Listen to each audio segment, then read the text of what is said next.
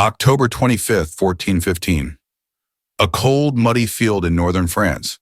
6,000 exhausted English soldiers stand against a French army more than twice their size. The French, clad in gleaming armor, are confident of victory. But what unfolds in the hours that follow will shock medieval Europe and rewrite the rules of warfare. Sometimes the mighty don't just fall, they drown in their own armor. This is the weapon that changed everything. The English longbow, 6 feet of yew wood, capable of launching an arrow clean through chainmail from 200 yards away. In the right hands, it was medieval Europe's most devastating weapon. Today I invite you to join me as we explore one of the most astonishing military upsets of the Middle Ages, revealing how a revolutionary weapon, brilliant tactics in a field of mud changed the course of history forever. To grasp the significance of Agincourt, we must first understand why an English king found himself fighting in France. This conflict was part of the 100 Years' War, a series of brutal clashes between England and France that spanned from 1337 to 1453. The young English King Henry V revived claims to the French throne, Edward III. In August 1415, Henry landed near Harfleur with around 12,000 men and laid siege to the town. The siege of Harfleur dragged on longer than Henry had anticipated, nearly 6 weeks. Disease ravaged his army, and by the time the town surrendered, perhaps a third of his force was unfit for combat. Instead of retreating to England, Henry made a bold decision to march his diminished army to Calais, an English-controlled port about 100 miles away.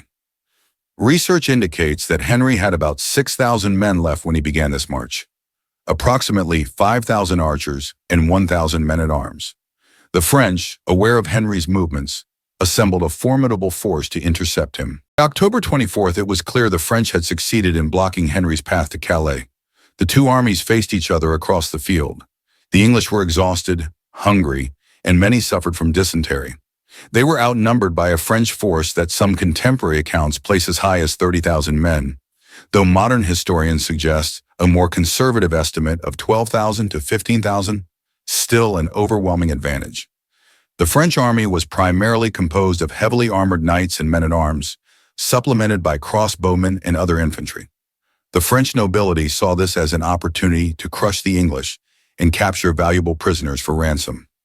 The English army, however, was notably different. While Henry had his contingent of men-at-arms, the majority of his force consisted of longbowmen, commoners who had trained since childhood with this deceptively simple weapon. This is a replica of the English warbow used at Agincourt. Drawing this 120-pound bow requires extraordinary strength and skill. Medieval bowmen trained from a young age to develop the specific muscles needed to wield these powerful weapons. Each English archer could unleash up to 10-12 arrows per minute.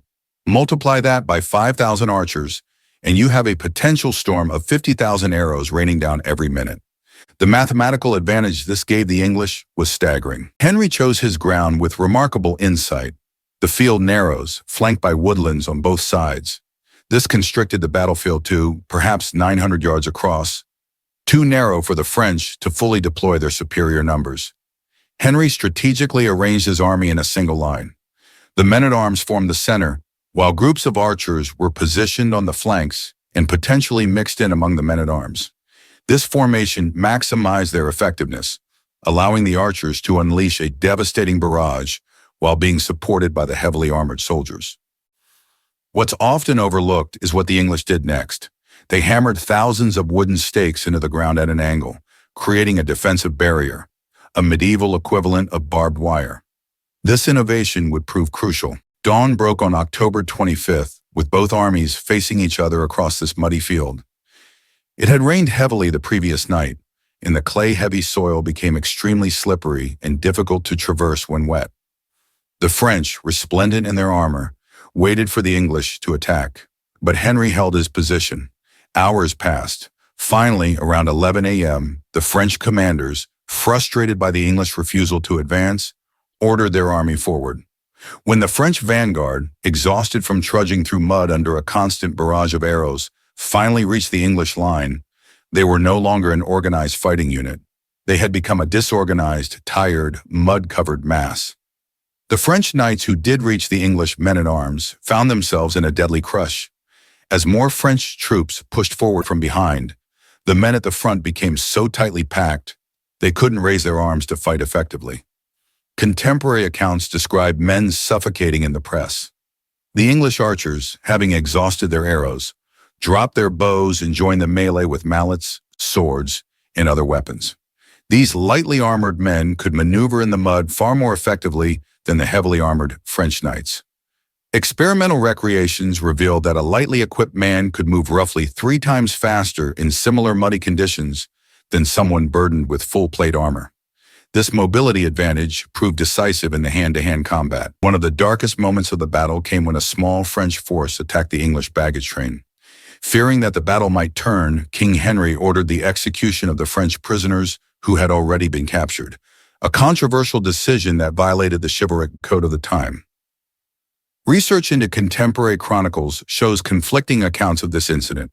Some portray it as a necessary, if brutal, tactical decision, while others condemn it as an atrocity. What's clear is that this order demonstrated Henry's ruthless determination to secure victory at any cost. By the end of the day, the French had suffered a catastrophic defeat. Contemporary sources suggest they lost perhaps 6,000 men, including many of France's nobility. The English, remarkably, lost only a few hundred. Archaeological evidence from this site, combined with historical accounts, paints a grim picture of the aftermath. Mass graves were dug, and the dead were stripped of valuable armor and weapons. For the French nobility, Agincourt was a disaster, not just militarily, but socially. An entire generation of leadership was wiped out in a single day. The Battle of Agincourt fundamentally changed medieval warfare in several ways. First, it demonstrated that well-trained commoner archers could defeat noble heavy cavalry and men-at-arms under the right conditions. This challenged the entire feudal military structure. Second, it showcased the importance of choosing favorable terrain and adapting tactics to environmental conditions. Henry's decision to fight on this narrow, muddy field negated the French numerical advantage.